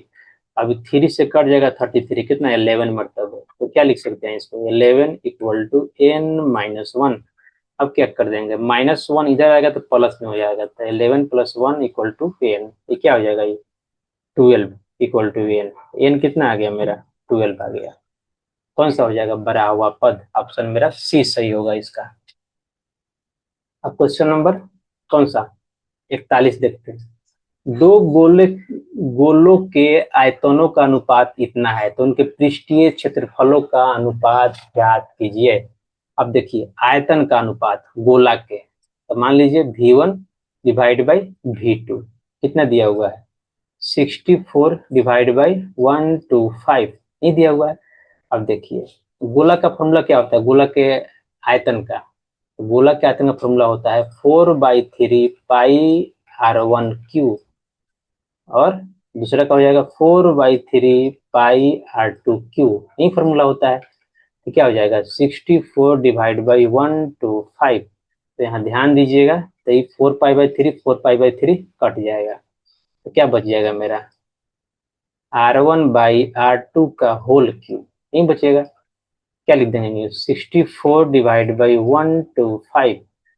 अब r1/r2 निकालेंगे, इधर जाए क्या हो जाएगा इधर रूट में 3 हो जाएगा, तो 64 डिवाइड बाई 125, और 64 का गुणनखंड कीजिए तो कितना आता है 64 को होता है 4 का पावर क्यू 64 होता है, और 5 के पावर क्यू कितना होता है 125 आता है, तो बाहर क्या आ जाएगा 4/5, यानी r1/r2 आ गया। तो उनके पृष्ठीय क्षेत्रफलों का आयतन, तो पृष्ठीय जो गोला होता है उसका पृष्ठीय क्षेत्रफल का आयतन क्या होता है, यानी S1/S2 क्या होगा, तो गोला का फॉर्मूला क्या होता है आयतन का 4 पाई r1 square divide by 4 pi r2 square, तो क्या हो जाएगा यहाँ पे r1/r2 का होल स्क्वायर।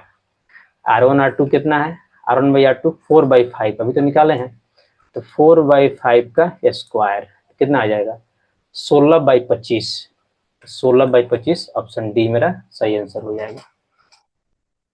क्या हो जाएगा S1/S2 16/25, option C, sorry option C मेरा सही आंसर हो जाएगा 16×25। अब नेक्स्ट में चलते हैं। अब 42 नंबर देखिए, दो बेलनों की त्रिज्याओं का अनुपात इतना है, उनकी ऊंचाइयों का अनुपात इतना हो, तो उनके आयतनों का अनुपात क्या होगा। दो बेलन मान लेते हैं, क्या आयतन का अनुपात पूछ रहा है, यानी V1 डिवाइड बाई V2।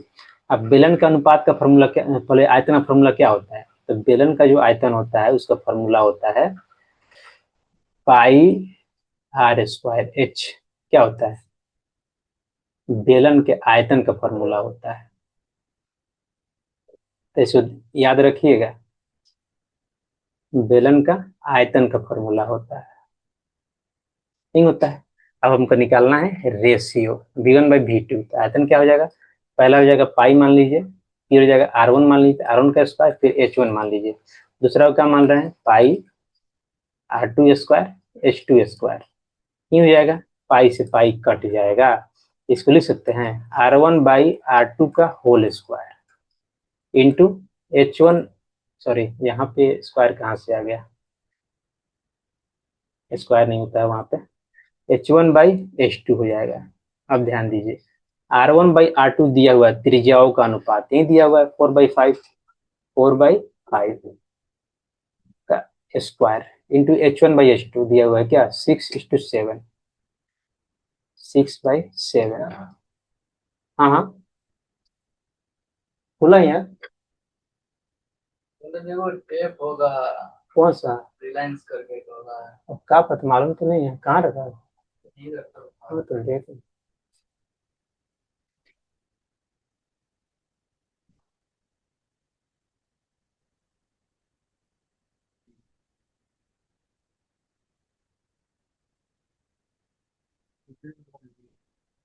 कहाँ बोलो, कहाँ रखा है, सब्जी पे बोला वही गैस पे रखा था, रिलायंस का उसको लिखा था, यही वाला ही था। अच्छा इस टाइप का टेप, एयरसेल करके, तो है पता, इस पे तो नहीं है, देख लेते हैं ऊपर है कि नहीं। तो कुछ देखते भी नहीं है, जो है सो ऐसे ही फेंका हुआ है सब सामान।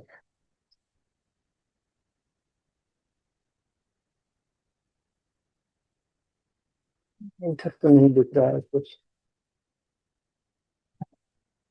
इधर नहीं है, वो नहीं बताएगा कहाँ रखा है, मेरे को ढूंढना पड़ेगा।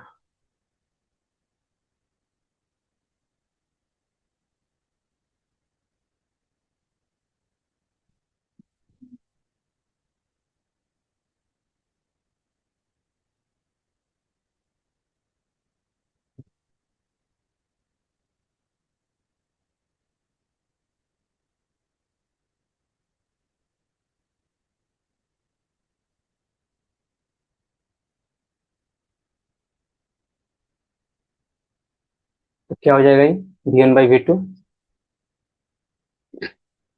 16/25 इंटू 6/7,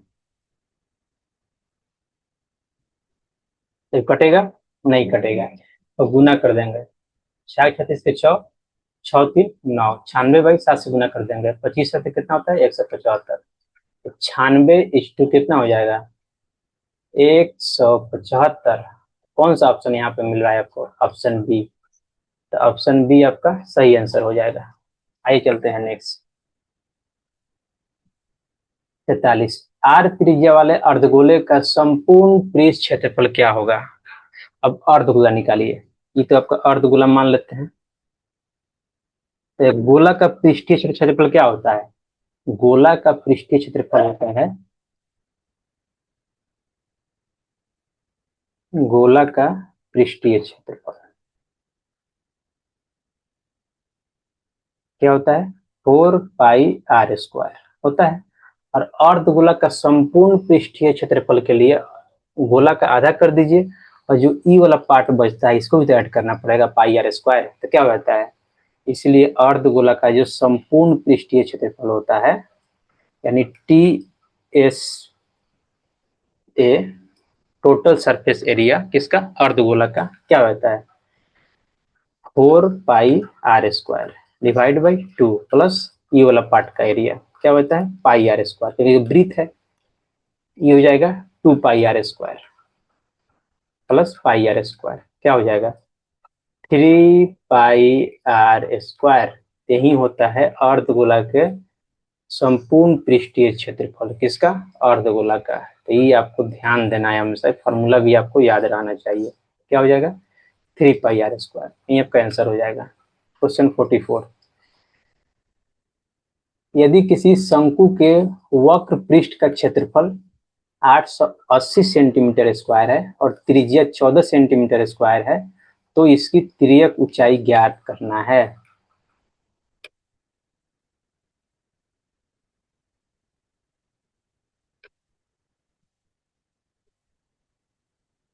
आइए क्या करेंगे तुम इसके लिए, देखिए क्या करते हैं, इसके कर लेंगे, पहले शंकु बना लेंगे, तो ये शंकु हो गया, ये मेरा शंकु हो गया। क्या दिया हुआ है? वक्र पृष्ठ का क्षेत्रफल और त्रिज्या दिया हुआ है, त्रिज्या यानी ई वाला आर, और इसकी तिर्यक ऊंचाई पूछ रहा है यानी एल। ठीक है, आर दिया हुआ है, आर कितना दिया हुआ है इसका? 880। तो आइए, शंकु के वक्र पृष्ठ का क्षेत्रफल क्या होता है? शंकु के वक्र पृष्ठ का क्षेत्रफल, मानिए इसको S1 मान लेते हैं शंकु का, तो क्या होता है? शंकु का वक्र क्षेत्रफल होता है पाई आर एल। तो S1 दिया हुआ है कितना? 880 पाई 22/7। आर दिया हुआ है कितना? दिया हुआ है आर 14 दिया हुआ है, सॉरी सॉरी 880 लिखा गया यहाँ पे, 14 दिया हुआ है। क्या हो जाएगा? 14। एल तो हमको पूछ ही रहा है, तो 7 दूना 14, ठीक है, 22 दूना 44 हो जाएगा। तो क्या हो जाएगा? 880 कुछ 22 दूना 44 इंटू एल। 44 को इस साइड लाएंगे तो क्या हो जाएगा? कट जाएगा, divide by 44 equal to L. 44 से काटेंगे 44 दूना 80 यानी 20, इसलिए एल इक्वल टू क्या हो जाएगा? 20, यानी तिर्यक ऊंचाई हो गया मेरा 20 सेंटीमीटर। यही मेरा आंसर होगा।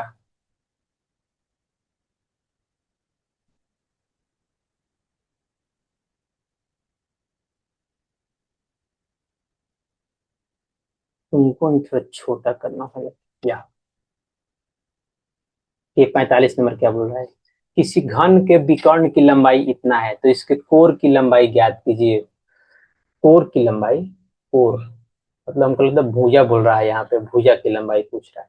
आइए पहले घन बना लेते हैं, देख लेते हैं घन होता क्या है। तो मान लीजिए ये घन है,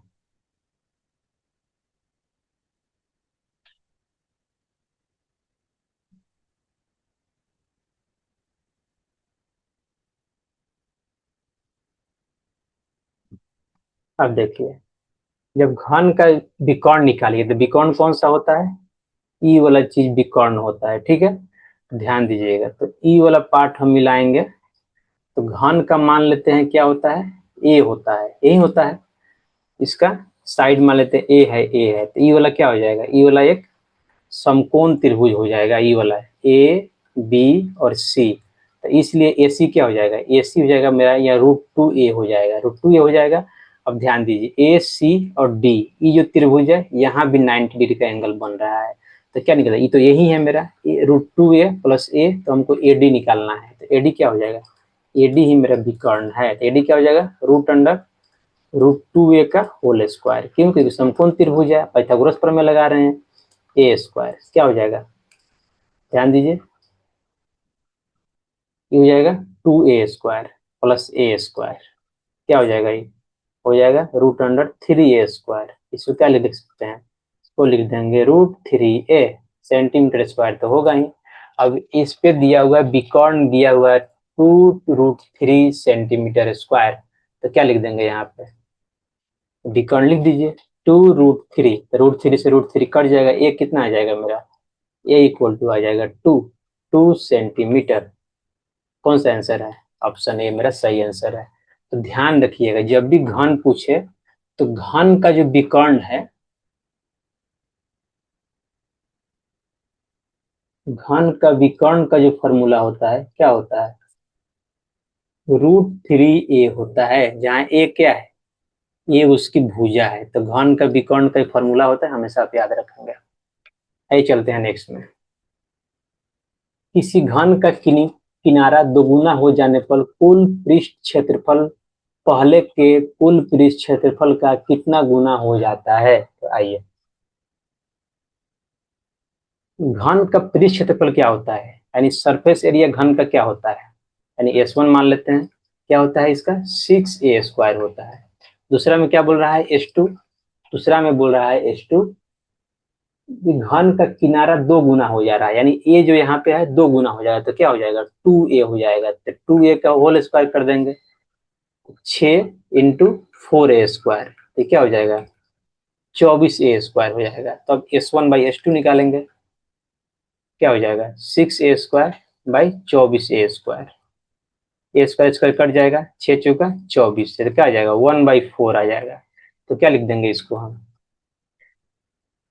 S1 इक्वल टू लिख देंगे S2/4। नहीं होगा, S2 जाकर उधर जाएगा तो इधर आके गुना हो जाएगा 4s1 इक्वल टू s2, इसलिए s2 क्या लिख देंगे 4s1, यानी s1 के 4 गुना हो गया, तो क्या लिख देंगे 4 गुना। तो कुल पृष्ठ क्षेत्रफल का कितना गुना हो जाएगा, तो कुल पृष्ठ क्षेत्रफल के s1 के कुल पृष्ठ क्षेत्रफल के 4 गुना हो जाएगा मेरा, यही मेरा आंसर हो गया ऑप्शन बी।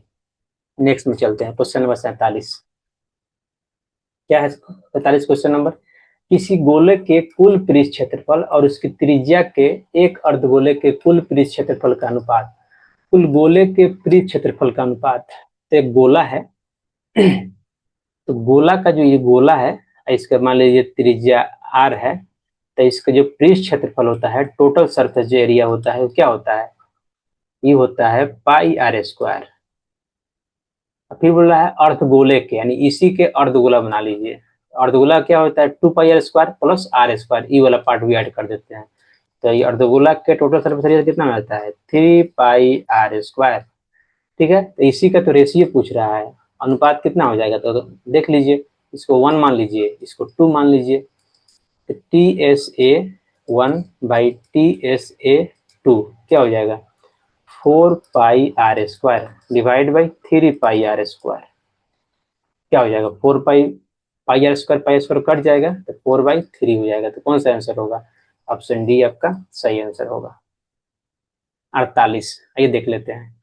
यदि किसी अर्धगोले के वक्र पृष्ठीय क्षेत्रफल इतना है तो उसकी त्रिज्या क्या है। तो अर्धगोले का वक्र पृष्ठीय क्या होगा, वक्र मतलब क्या होता है, वक्र मतलब ई वाला पार्ट नहीं जोड़ेंगे हम, खाली साइड वाला जोड़ेंगे। तो साइड वाला कितना हो जाएगा, तो वक्र पृष्ठीय क्षेत्रफल कर्व सरफेस एरिया कितना होता है अर्धगोला का 2 पाई r स्क्वायर होता है। ठीक है, आइए, तो अर्धगोला का कर्व सरफेस एरिया कितना हो गया, दिया हुआ है 1232 सेंटीमीटर स्क्वायर। इसका फॉर्मूला क्या होता है 2 pi r square equal to 1232 centimetre square. अब क्या लिखे आर निकालना है हमको, तो आर स्क्वायर को इस साइड आने देंगे, उधर जाएंगे तो क्या हो जाएगा 1232 डिवाइड बाई 2 पाई, तो क्या हो जाएगा ये 1232 डिवाइड बाई 2 इंटू 22/7, तो 7 उधर जाएगा क्या हो जाएगा मल्टीप्लाई में हो जाएगा सीधा। तो इसको पहले 2 से काट ही देते हैं, तो कितना हो जाएगा 6 तो 616, 7 ऊपर चला जाएगा नीचे 22 बच जाएगा, क्या हो जाएगा ये, फिर 2 से काटेंगे तो 11, 2 से काटेंगे तो 3, 0, फिर क्या हो जाएगा 8, क्या बच जाएगा ये 308 इंटू 7 डिवाइड बाई 11। तो 11 दूना 22, 11 8 88, 11 दूना 22, 11 8 88, तो कितना हो गया 28 गुना 7, 7 क्यों रह गया,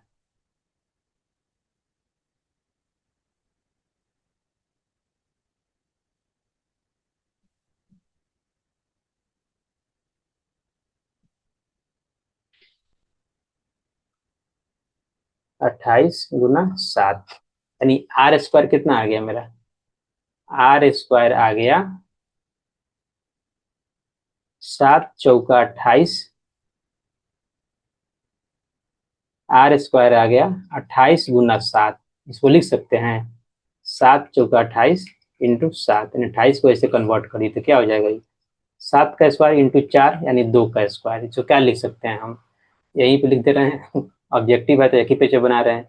तो आर इक्वल टू हो जाएगा √7 का स्क्वायर इंटू 2 का स्क्वायर, तो क्या बाहर आ जाएगा 7 और 2 क्या हो जाएगा 14 सेंटीमीटर। तो ऑप्शन बी मेरा सही आंसर होगा। अब 49 नंबर क्वेश्चन देखिए,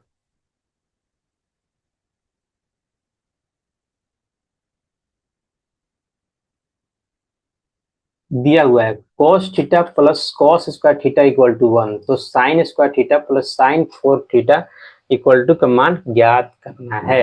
अब देखिए,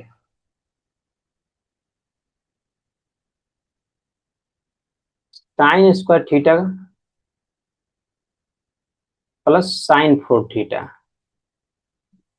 इसको कन्वर्ट करेंगे, मतलब साइन स्क्वायर कॉमन ले लेंगे तो क्या हो जाएगा 1 प्लस साइन स्क्वायर थीटा। ठीक है, अब साइन स्क्वायर को हम कन्वर्ट कर देंगे क्या 1 minus cos square theta,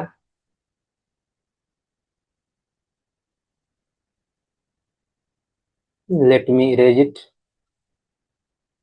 sign square theta को कॉस में कन्वर्ट कर देंगे तो 1 माइनस कॉस स्क्वायर थीटा। क्यों? क्योंकि हम जानते हैं एक formula, sine square theta plus cos square theta equal to 1 होता है हमेशा ही, मालूम है आपको। और इसको लिख देंगे क्या, साइन स्क्वायर थीटा का होल स्क्वायर। फिर यहाँ से क्या कर देंगे 1 minus cos square theta plus, फिर इसको अंदर वाला को क्या पुट कर देंगे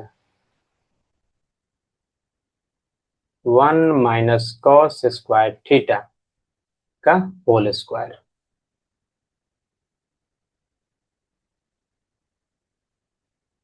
यहाँ से देखिए, यहाँ से देखिएगा जो दिया है, यहाँ से cos थीटा हम क्या लिख सकते हैं, तो cos थीटा इस साइड रहेगा, cos स्क्वायर थीटा उधर जाके माइनस में हो जाएगा, तो 1 माइनस कॉस स्क्वायर थीटा, तो क्या हो जाएगा cos थीटा, तो इसको रख देंगे cos थीटा प्लस, ये क्या हो जाएगा, ये भी हो जाएगा cos थीटा का होल स्क्वायर, ये क्या हो जाएगा cos theta plus cos square theta. ये कितना है, cos plus cos square theta equal to 1 है, तो मेरा कौन सा ऑप्शन सही होगा यहाँ पे 1, यानी ऑप्शन बी मेरा सही आंसर है, ऑप्शन बी यही मेरा आंसर है। यही चलते हैं 50 में। देखिए 1 प्लस टेन स्क्वायर, अब दो फार्मूला आपको यहाँ पे मालूम होना चाहिए। पहला फार्मूला क्या, 1, अब उम्मीद करते हैं कि आप ट्रिग्नोमेट्री का मैं लेक्चर देख चुके होंगे, नहीं देखना जाकर देख लें। क्या है 1 प्लस टेन स्क्वायर थीटा क्या होता है सेक स्क्वायर थीटा, और 1 प्लस कॉट स्क्वायर थीटा क्या होता है कॉसेक स्क्वायर थीटा। तो ये दो फार्मूला है, आप याद रखिएगा हमेशा। अब देखिए 1 प्लस टेन स्क्वायर है क्या हो जाएगा सेक स्क्वायर है, 1 प्लस कॉट स्क्वायर है क्या हो जाएगा कॉसेक स्क्वायर है, ठीक होगा ना। अब देखिए सेक क्या होता है, सेक को कन्वर्ट कर देंगे 1 बाई कॉस में, तो कॉस स्क्वायर है 1 बाई कॉस स्क्वायर है। अब कॉसेक होता है 1 बाई साइन है, तो 1 बाई साइन ए का होल स्क्वायर, तो क्या हो जाएगा ये 1 बाई कॉस स्क्वायर ए, और ये क्या हो जाएगा, ये हो जाएगा साइन स्क्वायर ए, ये क्या हो जाएगा ये sine square A by cos square A, sine square A by cos square A, तो sine A by cos A क्या होता है टेन ए, ये हो जाएगा टेन स्क्वायर ए। कौन सा ऑप्शन सही होगा, ऑप्शन डी। तो इसी के साथ पी वाई क्यू जो है 1 से लेकर 50 तक 2025 का पी वाई क्यू समाप्त होता है। नेक्स्ट वीडियो में देखेंगे 50 से लेकर 100 तक का वीडियो। यदि वीडियो अच्छा लगा तो प्लीज लाइक करें, शेयर करें, सब्सक्राइब करें। बहुत बहुत धन्यवाद।